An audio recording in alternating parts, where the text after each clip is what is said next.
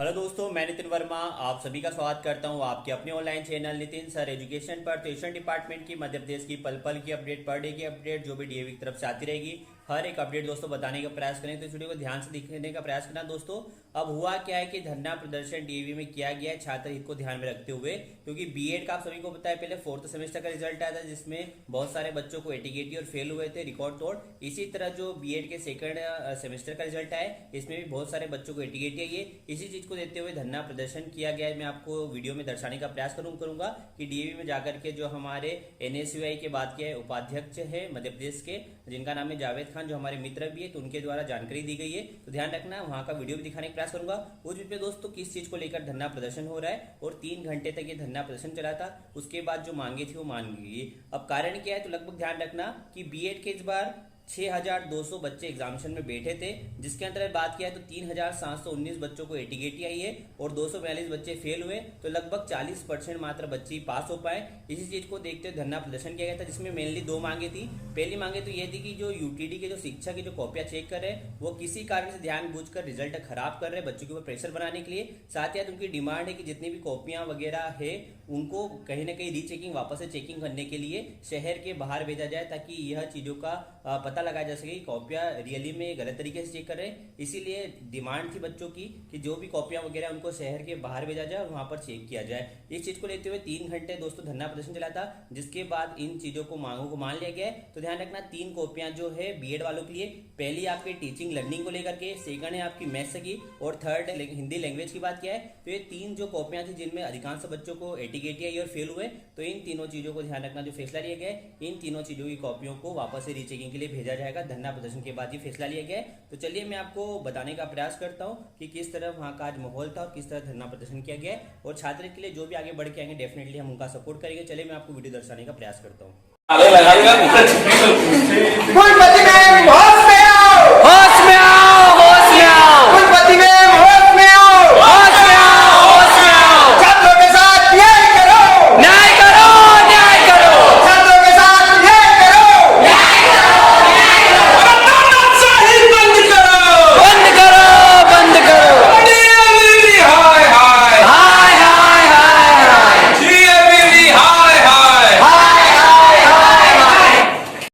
आपको कुछ पता है कि भाई 6000 में से कितने बच्चे इन 5 सब्जेक्टों में फेल हुए होंगे? और अगर आप नहीं बता पाओ तो कल सुबह मैं आपको देता हूँ लाके आंकड़ा, और आंकड़े के आधार पर अगर काम होगा। हम तो नाम से बता रहे हैं सब्जेक्ट, ज्यादातर बच्चों के इसके ऊपर ही हमारे पास सवाल आए हैं।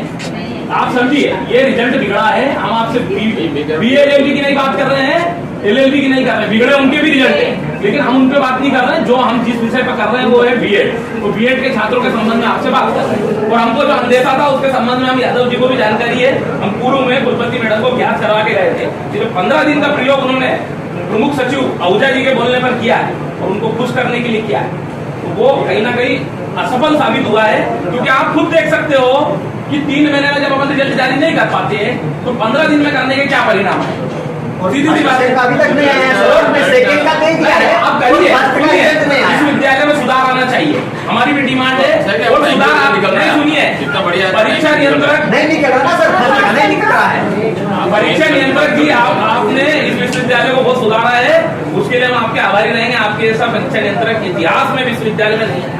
लेकिन जो सच्चाई है वो बता रहा हूं मैं आपको कि अभी बहुत सुधार की जरूरत है। भाई जांच करता हूं कि अगर बहुत ज्यादा संख्या बढ़ाएंगे, उपयुक्त जांच करता हूं कि संख्या आपने बढ़ाई, लेकिन हर जांच करता जो है वैसा नहीं होता है। जो विश्वविद्यालय की पहले से काफी जांच रहा है वही एक्सपर्ट होता है। भाई जो नए आ गए, नए पे कोई किसी को भरोसा नहीं, उन्होंने नए में तो गलत जांची, हम मानते हैं आपने बढ़ाए होंगे, लेकिन बढ़ाने वालों की संख्या भाई वैसी नहीं होगी। भाई कोई नया व्यक्ति वैसा थोड़ी जांच पाएगा।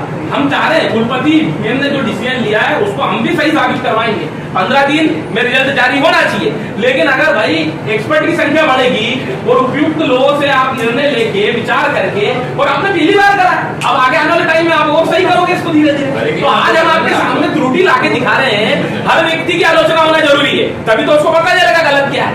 भाई अगर कोई मेरी आलोचना ही नहीं करता है, अच्छा बोल देगा, तो मीठा मीठा कदम नहीं होता था, उल्टी नहीं।